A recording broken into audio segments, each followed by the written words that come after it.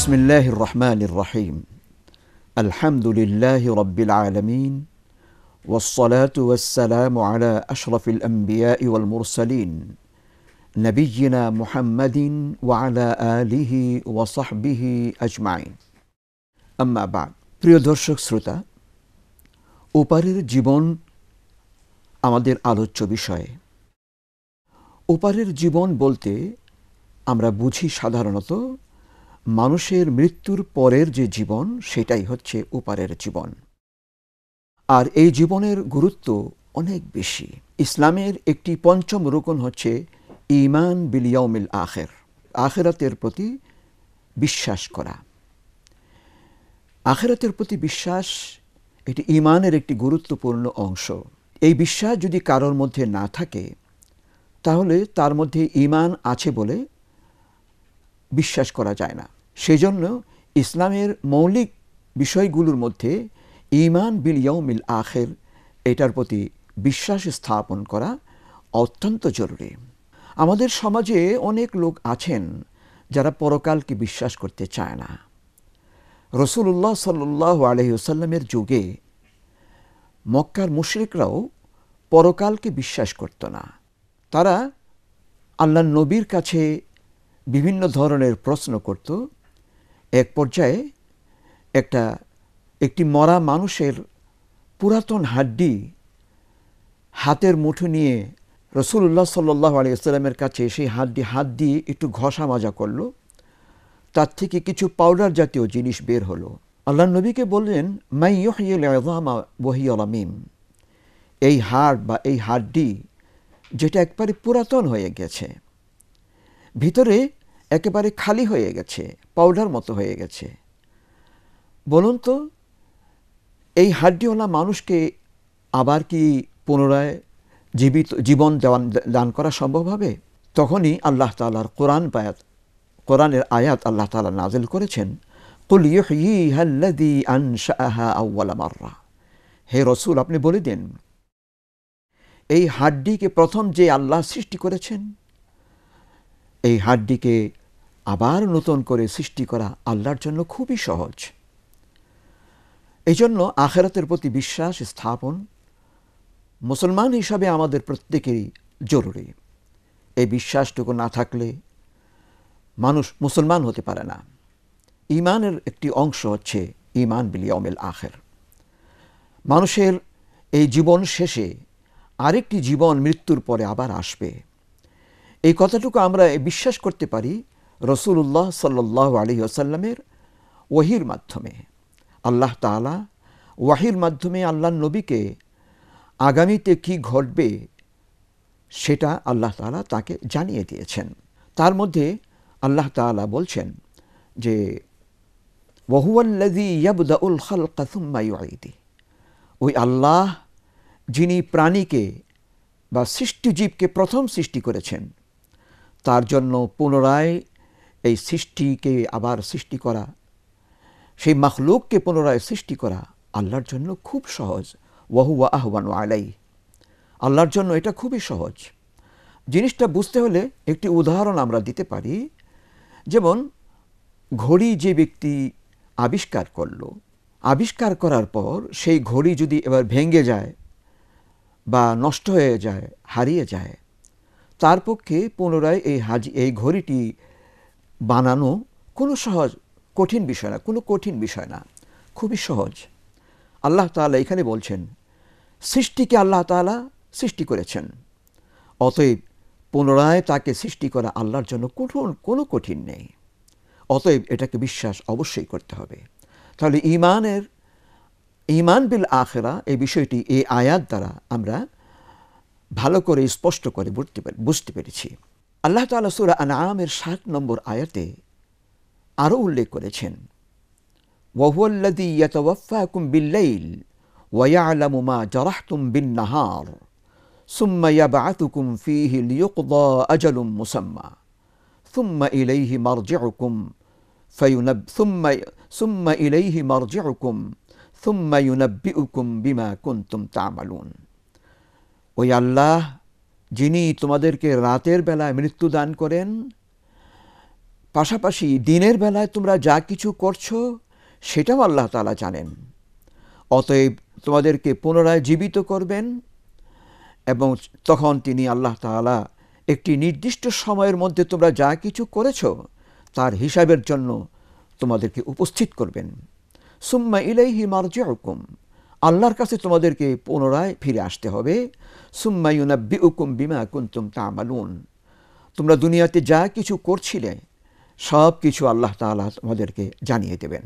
সূরা আল মুমিনুনে আল্লাহ তাআলা বলছেন, আফা হাসিবতুম আন্নামা খালাকনাকুম আবাথা ওয়া আন্নাকুম ইলাইনা লা তুরজাউন, তোমরা কি এই ধারণা করে বসে আছো যে দুনিয়াতে তোমাদেরকে অনর্থক সৃষ্টি করা হয়েছে? তোমরা কি জানো না যে আমার কাছে তোমাদের আবার ফিরে আসতে হবে? এই আয়াত দ্বারা আমরা স্পষ্ট বুঝতে পারি যে আল্লাহ তাআলা আমাদেরকে অনর্থক সৃষ্টি করেননি। একটা বিশেষ লক্ষ্যকে সামনে রেখে তিনি আমাদেরকে সৃষ্টি করেছেন, সেটা হচ্ছে আল্লাহর ইবাদত করা, আল্লাহর দাসত্ব করা। এবং দুনিয়াতে যতদিন নির্দিষ্ট সময় আমরা পাব, সীমিত সময়ের মধ্যে আমরা কি কি আমল করেছি, কি কি কাজ করেছি, আল্লাহ তাআলা তার জিজ্ঞাসা করবেন এবং তার হিসাব নেবেন। আর এই জন্যই আখিরাতে আল্লাহ তাআলা মানুষকে পুনরায় সৃষ্টি করবেন। অন্য আয়াতে আল্লাহ বলছেন, আয়াহসাবুল ইনসানু আন ইউতরাকা সুদা, মানুষ কি ধারণা করে রেখেছে যে তাদেরকে অনর্থক সৃষ্টি করা হয়েছে, তার কোনো দায়িত্ব নেই, তার জন্য কোনো দায়িত্ব পালনের জন্য নির্দেশ দেওয়া হয়নি? কখনো না। নিশ্চয়ই আল্লাহ তাআলা মানুষকে একটা উদ্দেশ্যে সৃষ্টি করেছেন। অতএব দুনিয়াতে আমরা যা কিছু করি না কেন, আল্লাহ তাআলা ইয়াউমুল আখিরায় আমাদেরকে মৃত্যু দেবেন।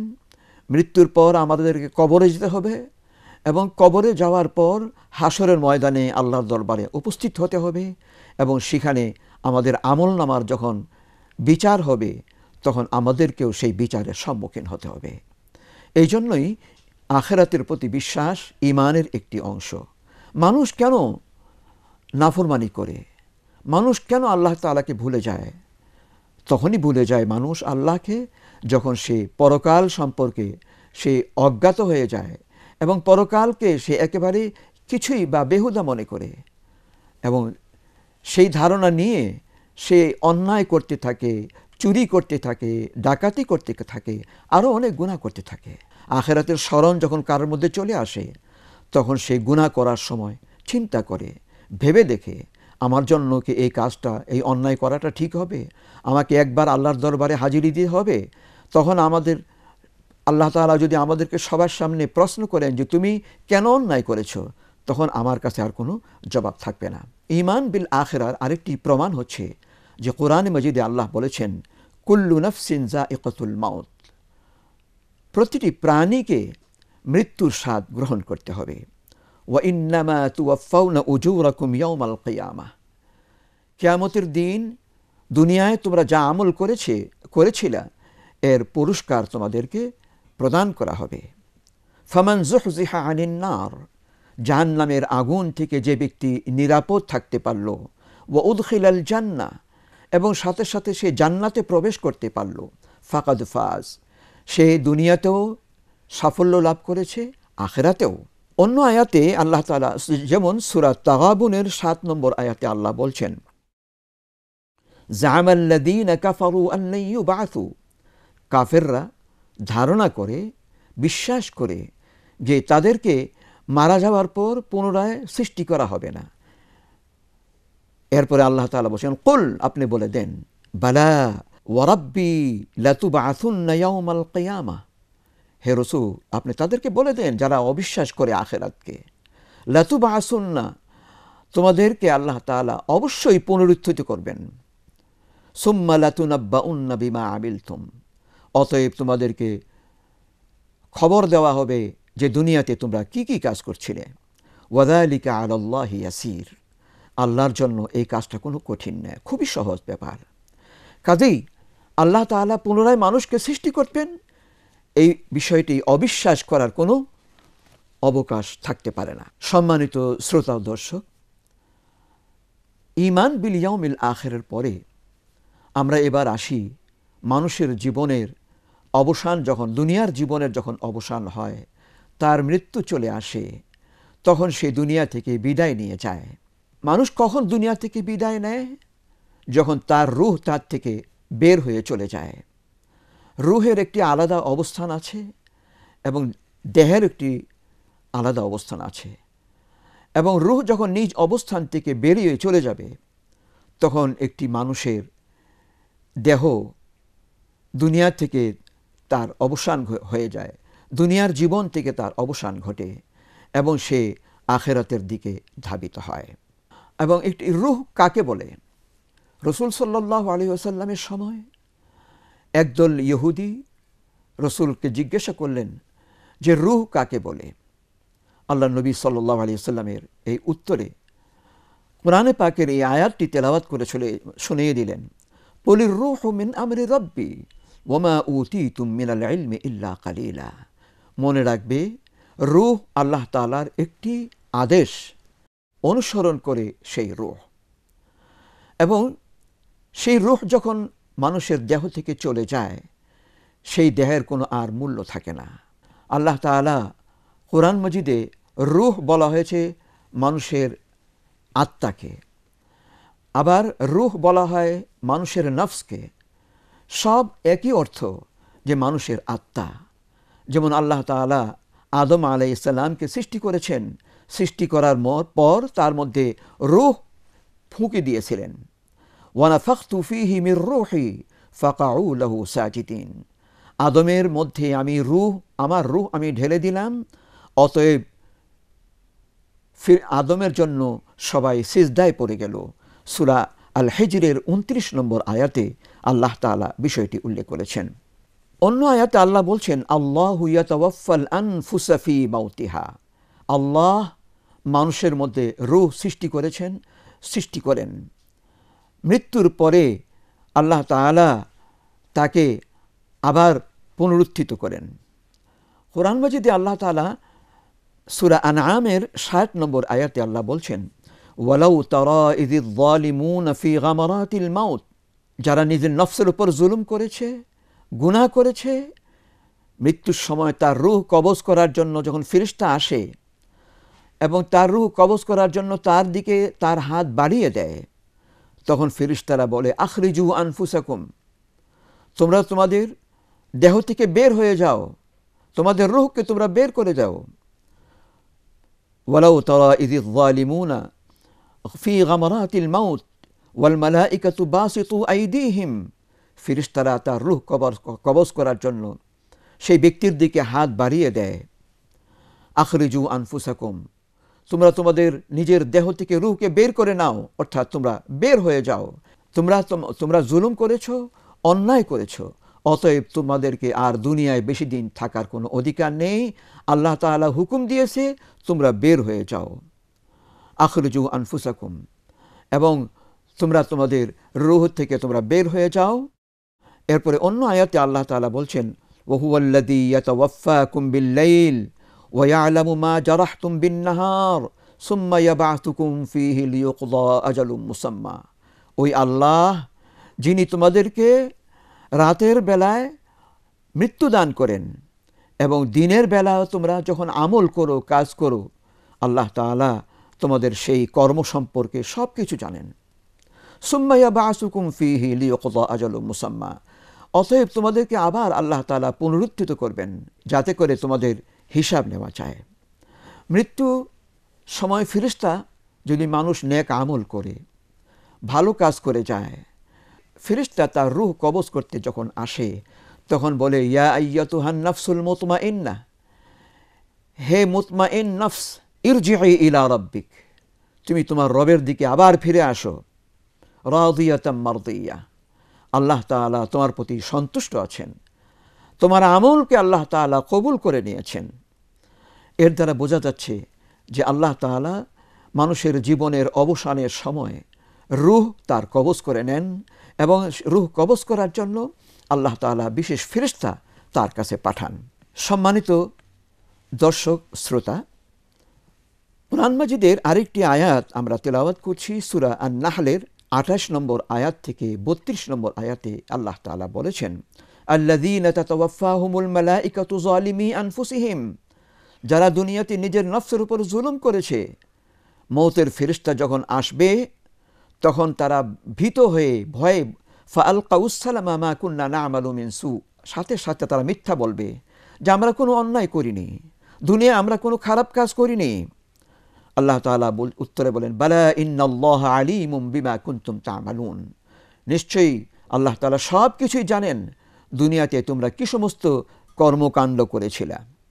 উদখুলু আবওয়াবা জাহান্নামা খালিদিনা ফিহা, অতএব এই মৃত্যু যখন তোমার চলে এসেছে, তোমার সরাসরি স্থান হচ্ছে জাহান্নাম, সেই জাহান্নামে তুমি চিরস্থায়ী হয়ে থাকো। ফাবিসা মাসওয়াল মুতাকাব্বিরিন, আর জাহান্নামীদের সেই আসল স্থান অত্যন্ত ঘৃণাজনক, অত্যন্ত ঘৃণ্য বস্তু। এরপরে আল্লাহ বলছেন, ওয়াকিলা লিল্লাযীনা ইত্তাকাউ মাযা আনজালা রাব্বুকুম, যারা মুমিন ব্যক্তি, যাদের মধ্যে তাকওয়া রয়েছে, তাদেরকে যখন মালাকুল মউত রূহ কবজ করতে আসবেন তখন তাদেরকে বলা হয়েছে, মা আনজালা রাব্বুকুম, বলো তো আল্লাহ তাআলা তোমাদের জন্য কি কিতাব নাযিল করেছিলেন, সেই কিতাবটি কি?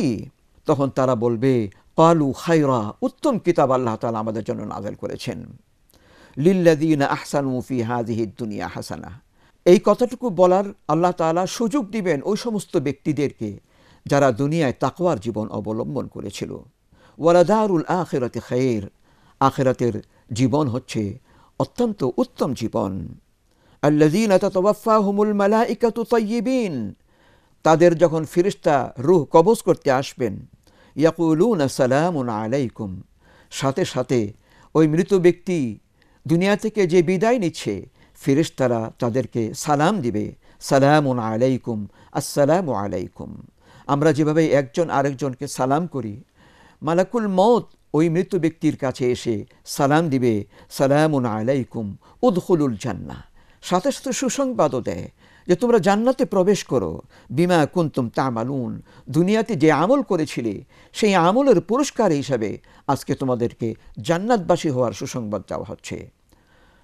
সম্মানিত শ্রোতা ও দর্শক, ওপারের জীবন নিয়ে আমরা আলোচনা করছিলাম। এই আলোচনায় প্রথমে আমরা ইয়াউমুল আখিরা বিষয়ে আলোচনা করেছি, কোরআন এবং হাদিস দ্বারা এর প্রমাণ পেশ করেছি। এরপরে আমরা আলোচনা করেছিলাম যে মুমিন ব্যক্তিদের রূহ কবজ করার জন্য আল্লাহর রহমতের ফেরেশতা আসার পর তাদেরকে সালাম দেয়, এই বিষয় নিয়ে আলোচনা করেছিলাম। শুধু তাই নয়, তাদেরকে জান্নাতবাসী হওয়ার সুসংবাদও দেয়। কিন্তু যারা অন্যায় করেছে, জুলুম করেছে, আল্লাহর নাফরমানি করেছে, তাদেরকে যখন মালাকুল মউত রূহ কবজ করতে আসবেন তখন তারা ভীত হয়ে বলবে, আমরা কোনো অন্যায় করিনি। জাহান্নামের আযাব থেকে বাঁচবার জন্য তারা মিথ্যা কথা বলবে, আমরা কিন্তু অন্যায় করিনি। কিন্তু তাদের এই কথার উত্তরে আল্লাহ তাআলা বলছেন, বালা, অবশ্যই তোমরা অন্যায় করেছিলে, জুলুম করেছিলে, অতএব তোমরা জাহান্নামে প্রবেশ করো।